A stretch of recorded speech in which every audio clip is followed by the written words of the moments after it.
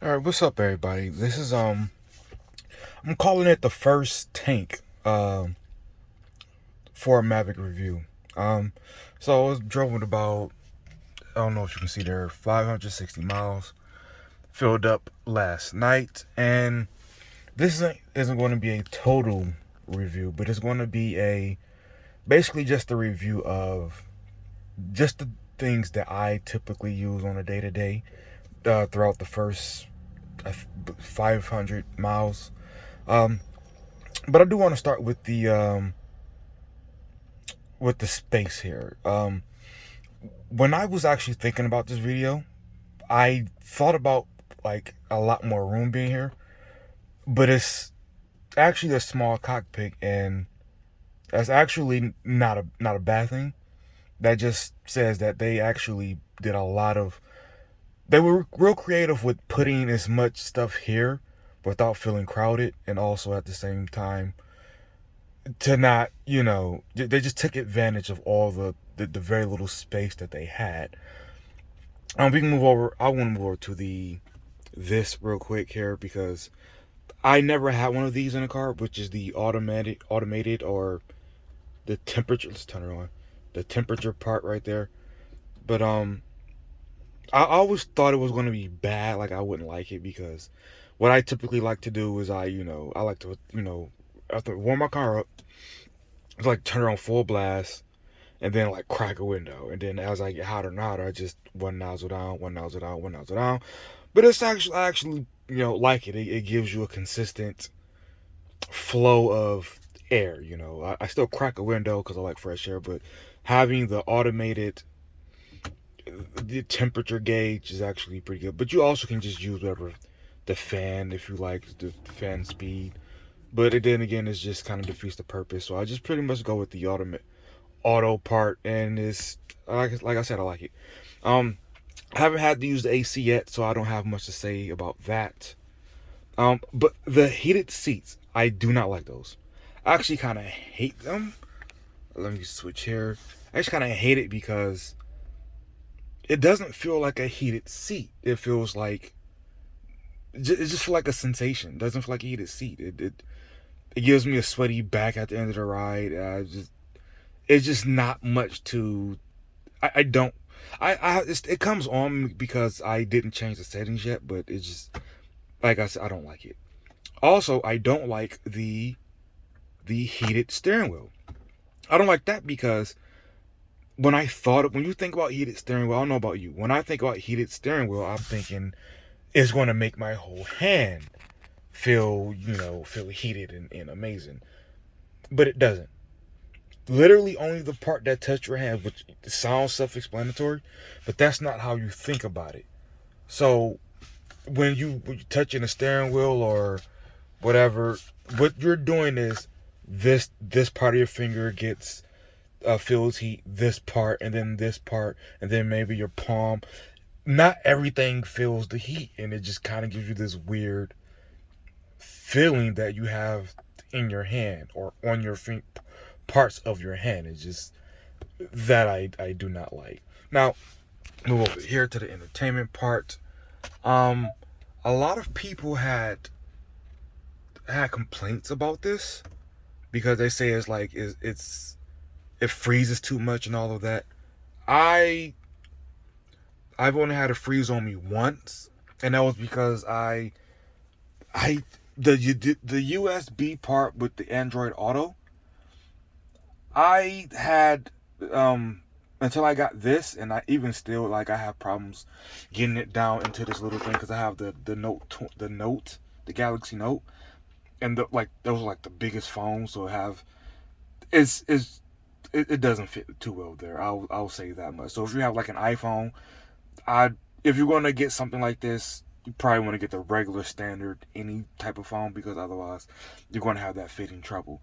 But it froze on me because I again I was doing the Android Auto, and then like this part was acting the connection wasn't so well. So even the one time it froze, really just the user end fault. So I have no problem going back and forth. Now it's as you see there, it's kind of slow. So let's try it again. Yeah, so it's responsive, but not like the the fastest. It gets you by. You can also turn it on the screen all the way off and stuff like that. So, and I pretty much at night sometimes I turn it off, but other than that, I pretty much leave it on. Um, okay, so this I have the Laureate luxury version. So you have the whatever those speakers are. I don't know what the name of those. I think Bose. Those are nice systems. So if you're going to get that part of the package, that I would recommend getting the luxury package. Also got the sunroof. This is the first time I've ever had a sunroof. I thought I would use it a lot, but when you open that thing fully, that sun kills you. So I really only use the back end part of it there. That's it. And then like I'll open my, if you can see that. I could have turned the camera around, but whatever. But that's about all I do as far as that goes. I want to save the driving part for last. Let's see here. Let's get to the I'll talk about the lane assist. This part right here. That is useful, but it can be aggravating. And here's why I say that. When you turn on lane assist, it gives you this really stiff feeling.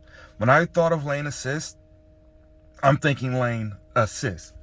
That's not what happens. It's not assisting you. You are assisting it. That's it.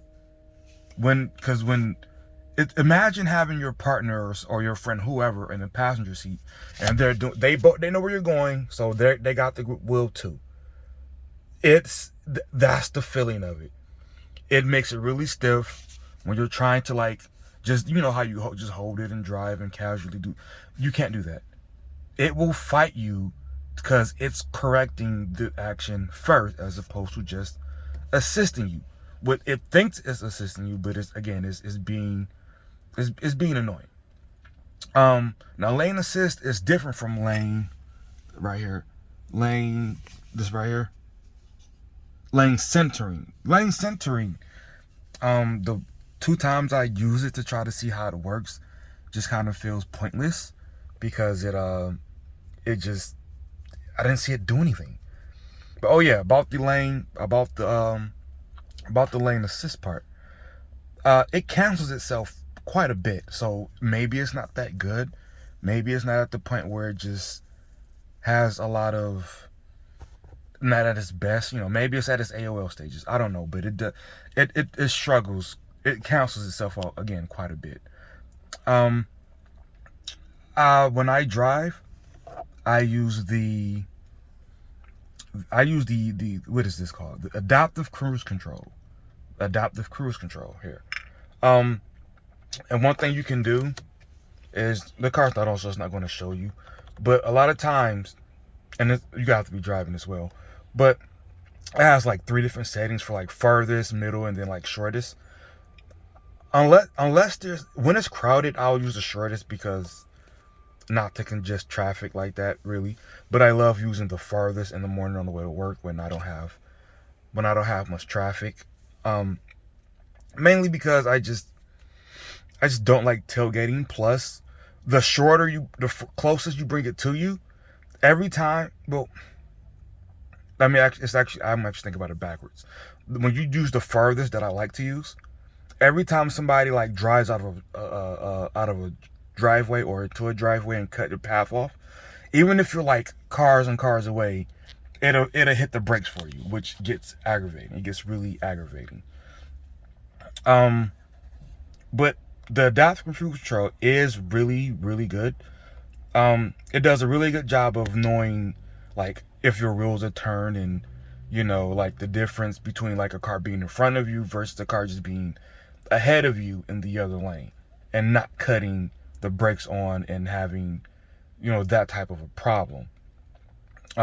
For example, there's this left bend on my route home, and there was a car in the right lane, a full car's length ahead of me, and had I been going if it malfunctions and it doesn't pick that up correctly, it would think that it's in front of me and stop. But like I said, it does a pretty good job of knowing that no, that car is just off to the side and not actually in front of me. Now, one thing that I absolutely hate about it is that if you have a car in front of you and it's going to turn, I recommend, if you have this in any vehicle that has it, do not try to jump lanes, because if your car senses that they've started to come to a stop even a little bit, it will hit the brakes. And not like a slight, because it doesn't have the intelligence to know that it's going to be out of your way by the time you get there. No, it assumes that it's going to stop, and then it'll stop you. And then if you try to get over, it takes a long time to pick that speed back up. And trust me, you don't want to try to jump over and then you cause an accident because you and the car were driving each other. Like, that's the bad thing about the self-driving part, is you and the car are thinking two different things. And if you try to drive yourself and haven't canceled out the thinking part of the car or the doing part of the car, you're going to end up in like a odd, little, you're going to get in some accident if you don't cancel out the doing of the car before you start thinking. It has a few different modes here. Let me just turn the car on. It has this normal. Okay, normal, tow haul, slippery, eco, and then sport, and then back to normal. Okay, so I've used slippery because it snowed once, but I didn't see any difference between slippery and eco, so I just used eco. Eco is my favorite mode. Sport is the only other mode that I've used because I don't tow anything. I would never go into sport ever again. I was going to do a full driving on the weekend of sport mode, right? All it does is takes everything on max, the torque, all of that stuff. It puts it on max, right? And the problem with it is it never shuts the engine off ever, except for when you come to a full stop. When you're at a full stop, it'll cut the engine off. But as soon as you let up off that brake, it takes it right back to max power, ready to just shoot off the line. And I can't think of anything I do worth. And it goes from 40-something miles a gallon to 33. I can't think of any reason why I want to lose 10 miles a gallon just to get up to, maybe if I'm like really hitting some corners or getting on the freeway or whatever, which I really value my miles per gallon, right? My old car was a sedan. I had to fill up every 5 days, and about the same size tank. This tank, first full tank, has lasted me 2 weeks, right? So I don't want to give that up just to have max torque. It's not worth it to me. Now, the cons of what is that? The cons of eco mode. And you don't have to wait, you can just hit the thing however many times to remember your mode. But the cons of eco mode is, because I use that and adaptive cruise control, what ends up happening a lot is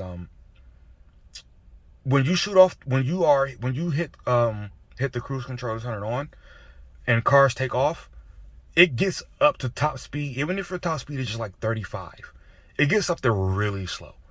And people behind you are going to be like really aggravated, obviously. I don't care. I'll let people drive around. Now, what I will go ahead and go with the flow of traffic is if, there's like construction and it turns to like a one lane type of situation. And I don't want to be like that guy, be like, an asshole, whatever.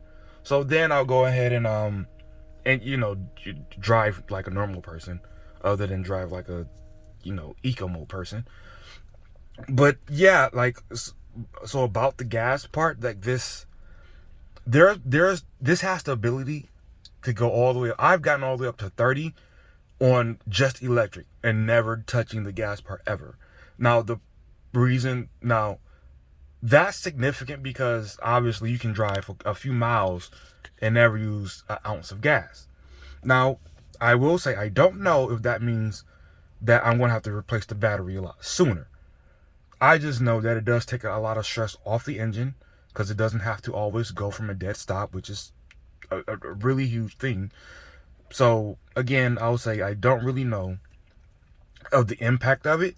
I'm just thinking right now gas mileage. So if you're one of those people that goes, yeah, but you got to listen, dude. Okay, fine. Go ahead and let people know in the comment section. But that I'm thinking about the right now. All right. I think that's everything. I mean, I got the wireless charging pad, but I don't really notice. I don't use it really. I don't think so, because I use the Android Auto quite a bit. So, oh, let's go through some of the screens here. Bye-bye. So one cool thing that I like doing sometimes is I'll turn this screen on, and what it does is that's the battery, and it'll show you the engine up here when the engine's on. And the reason like that's really cool, you can't see, there you go, you can see it there. The reason I like that is because it tells you what the engine and the battery are doing. So it goes hand in hand to go over here with the EV coach. That little bar right there, it'll tell you, like, you can probably see another chunk because I'm not driving right now, so I can't show you. And it'll tell you how much energy you're losing that you're not putting back into your battery. Which you honestly don't need the screen. I just like the screen because it's cool. It's right there. It's right there. Like, that bar on the end means you're losing energy. The green bar means you're charging it. It's right there. You don't even need to turn it to the screen. But, you know, that's about it. That's all I can really think of right now, because, again, this is not a full review. I'm not going to go pop the hood or anything. Nothing like that. So, yeah. Thanks for watching. Be right. And I'm out.